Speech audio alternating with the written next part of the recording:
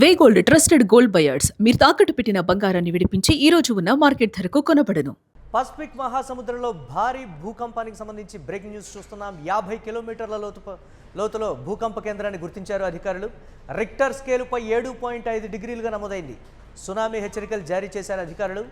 Japan ఉత్తర తీర ప్రాంతాల్లో భారీగా సముద్రపు అలలు విరుచుకుపడే అవకాశం ఉందని చెప్పారు. తీర ప్రాంత ప్రజలు అప్రమత్తంగా ఉండాలని వార్నింగ్ ఇచ్చారు. నార్త్ జపాన్లో బుల్లెట్ రైళ్లను రద్దు చేశారు అధికారులు.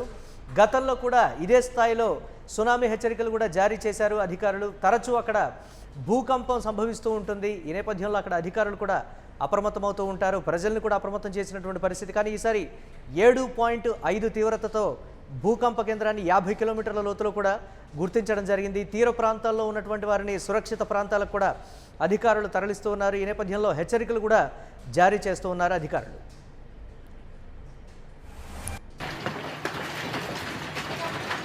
揺れが1分ほどで収まったと思われたその時、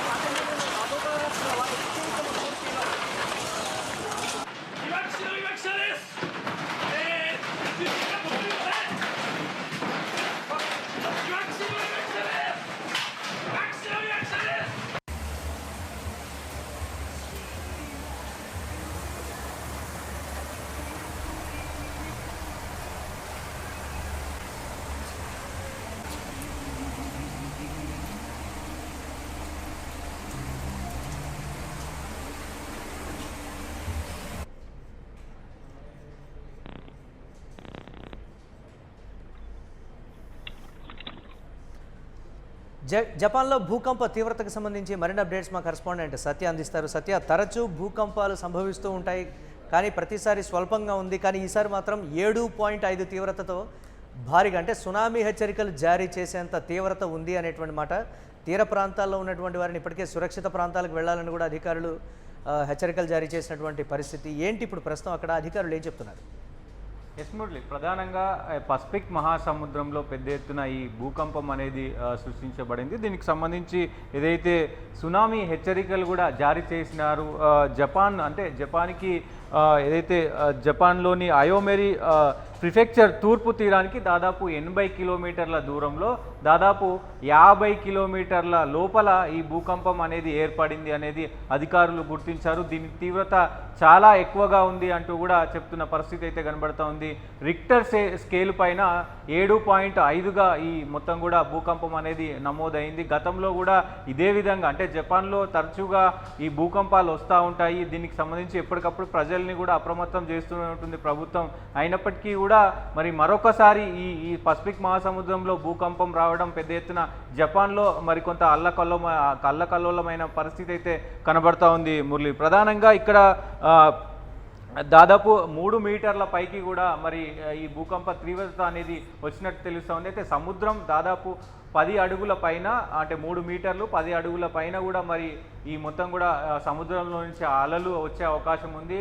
ప్రజలందరూ కూడా తీర ప్రాంతాల్లో ఉన్నటువంటి ప్రజలందరూ కూడా ఎత్తైన ప్రదేశాలకు వెళ్ళిపోవాలంటూ కూడా మరి హెచ్చరికలు జారీ చేశారు. అక్కడ ఉన్నటువంటి ఏదైతే ట్రైన్స్ను కూడా పెద్ద ఎత్తున మరి బంద్ చేసిన పరిస్థితి అయితే ఉంది. ట్రైన్స్కు మరి అలాగే గృహ నివాసాలకు కరెంటు కూడా మరి ఆపేసిన పరిస్థితి అయితే ఉంది. 800 గృహాలకు మరి ఈ కరెంటును ఆపేసినట్టు తెలుస్తూ ఉంది. బుల్లెట్ ట్రైన్లకు సంబంధించి కూడా అన్ని ట్రైన్లను కూడా ఆపేశారు అని తెలుస్తుంది. ఈ భూకంపం సంభవించినటువంటి ఆ ఏరియా ఏవైతే ఉన్నాయో ఆ ఏరియాల అన్నింటిలో కూడా దాదాపు 30 మందికి పైగా గాయాలైనట్లు కూడా తెలుస్తూ ఉంది. చాలా తీవ్రతంగా ఉంది ఈ భూకంపం అనేది కూడా చెప్తూ ఉన్నారు. సో ఎప్పటికప్పుడు ప్రజలు కొంత అప్రమత్తంగా ఉండాలి. సో ఈ తీర ప్రాంతాలకు వెళ్ళే వాళ్ళు దాదాపు కొంత దూరంలో ఉండాలి, ఎత్తైన ప్రదేశాల్లో ఉండాలి అని అయితే జపాన్ ప్రభుత్వం అయితే సూచిస్తున్న పరిస్థితి కనబడుతూ ఉంది. పెద్ద ఎత్తున మరి దీనికి సంబంధించి ప్రభుత్వం కొంత అప్రమత్తంగా ఉండాలి. సో ఈ భూకంప తీవ్రత మరి ఇంకా మళ్ళీ వచ్చే అవకాశం ఉంటుంది కాబట్టి ప్రజలు ఎప్పటికప్పుడు అప్రమత్తంగా ఉండాలి అంటూ కూడా మరి జపాన్ ప్రభుత్వం అయితే చెప్తుంది. సో అక్కడ ఉన్నటువంటి ప్రజలు కూడా కొంత మరి భయభ్రాంతులకు గురవుతున్న పరిస్థితి అయితే ఉంది. సో మొత్తం కూడా భూమి కంపించిపోయింది. అక్కడ దాదాపు బిల్డింగ్స్ అన్నీ కూడా కొంత డ్యామేజ్ అయిన పరిస్థితి కనబడతా ఉంది. సో మనం విజువల్స్లో చూడొచ్చు ఖచ్చితంగా మొత్తం కూడా వాళ్ళు ఏదైతే కొంత ఇండ్లలో ఉన్నటువంటి వాళ్ళు మొత్తం భయోందోళనకు గురవుతున్న పరిస్థితులు కనబడతా ఉన్నాయి. ఇట్లా కొంతమందికి గాయాలైన పరిస్థితి కనబడతా ఉంది. దాంతోపాటుగా తీర ప్రాంతాల్లో ఉన్న వాళ్ళకు ఖచ్చితంగా సముద్రం వైపు ఎవ్వరు వెళ్ళొద్దు. సో సముద్రం వైపు వెళ్ళినా అంటే కొంత కిలోమీటర్ల దూరంలోనే ఉండాలి. ఎందుకంటే అలలు పెద్ద ఎత్తున మీది నుంచి వచ్చి పడే అవకాశం ఉంటుంది కాబట్టి సో ప్రజలు ఖచ్చితంగా అప్రమత్తంగా ఉండాలి అంటూ కూడా ప్రభుత్వం తీసుకునేటువంటి ప్రత్యేక చర్యలు ఏంటి అనే దానికి కూడా ప్రశ్న ఉత్పన్నమవుతుంది కదా. పర్టికులర్గా ఇలాంటి సమయంలో గతంలో కూడా మనం చూసాం, ఒక 12 సంవత్సరాల క్రితం కూడా వచ్చినటువంటి సునామీ ధాటికి అప్పుడు ప్రభుత్వం తీసుకున్నటువంటి చర్యలకు సంబంధించి కూడా మనం చూసినటువంటి పరిస్థితి. ఈసారి కూడా అదే స్థాయిలో తీవ్రత 7.5 తీవ్రత, పైగా బుల్లెట్ రైళ్లను కూడా రద్దు చేశారు అనంటే ఆ తీవ్రతని అర్థం చేసుకోవచ్చు ప్రస్తుతం ఉన్నటువంటి సిచ్యువేషన్లో. దాన్ని ఎలా చూడాలి మనం? ఎస్ మురళి, ప్రధానంగా అంటే అప్రమత్తంగా ఉండాలని ప్రభుత్వం ముందే చెప్పింది. అయితే ప్రధానంగా ఇక్కడ ఏదైతే రెక్టర్ స్కేల్ పైన 7.5 ఈ తీవ్రత అనేది నమోదైంది కాబట్టి ప్రధానంగా వీళ్ళకంటే అది ఏదైతే భూకంపం సంభవించే సమయానికి మొత్తం కూడా అక్కడ ఉన్నటువంటి ఎలక్ట్రిసిటీ మొత్తం కూడా బంద్ చేశారు. ఎందుకంటే కొంత ఆ ఎలక్ట్రిసిటీ కనుక మరి ఆన్లో ఉంటే ప్రమాదాలు ఎక్కువగా జరిగే అవకాశం ఉంటుంది కాబట్టి సో ఎలక్ట్రిసిటీ మొత్తం కూడా బంద్ చేసిన పరిస్థితి ఉంది.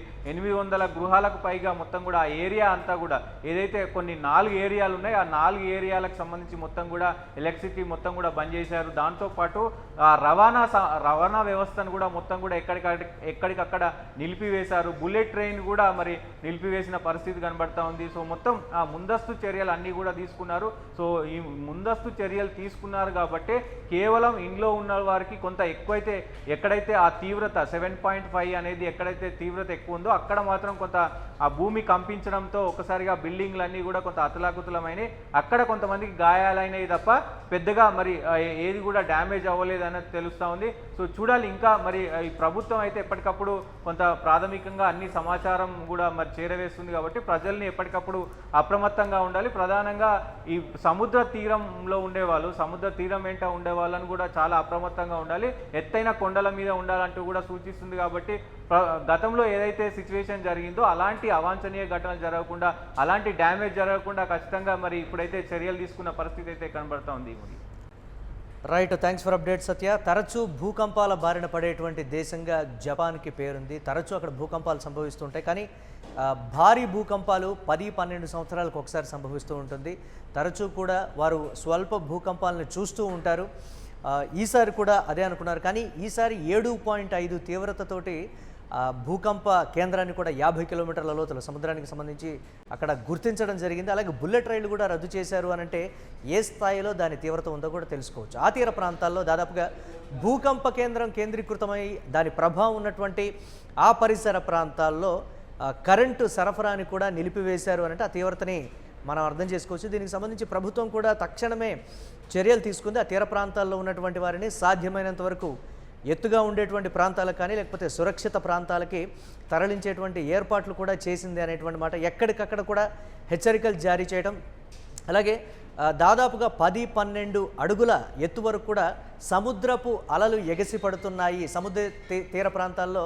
దీనికి సంబంధించి కూడా ఆ స్థాయిలో భారీ ఉధృతి కూడా ఉండేటువంటి అవకాశం ఉంది కాబట్టి ముందు జాగ్రత్త చర్యలుగా అక్కడ ఉన్నటువంటి వారందరినీ తరలించడం జరుగుతోంది.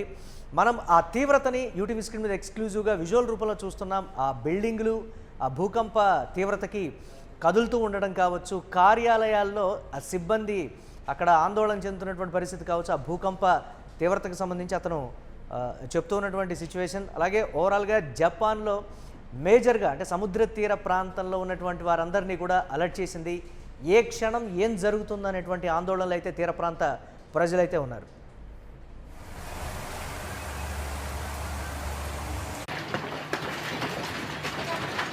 揺れが1分ほどで収まったと思われたその時